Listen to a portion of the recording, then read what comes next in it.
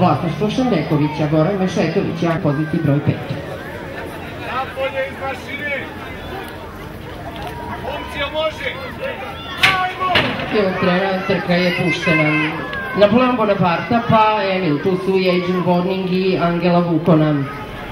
1609 metara. Adrian Warning ide na čelo ove trke.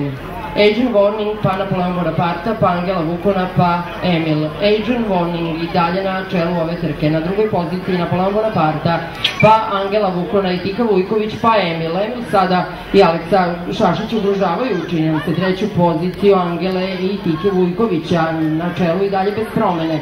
Adrian Warning i dalje na čelu trke. Napoleon Bonaparte drži drugu poziciju.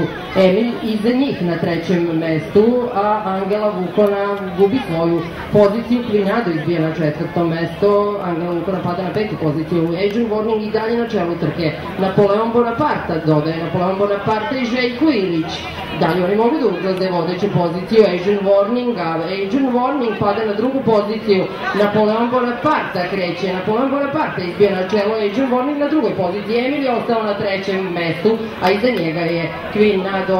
Napoleon Bonaparte je bojali oštro, krenuo i Željko Ilić. Napoleon Bonaparte hoće li imati u ovom tempu snage do kraja. 1609 metara, šabačka milja. Napoleon Bonaparte ili Adrian Warning ili Emil ili Kvinado. Završnica trke, sama završnica trke. Da li ima snage Napoleon Bonaparte do kraja da izdrži u ovom tempu? Emil dodaje. Emil i Aleksa Šašić dodaju u završnici. Napoleon Bonaparte se drži dalje svoje prve pozicije.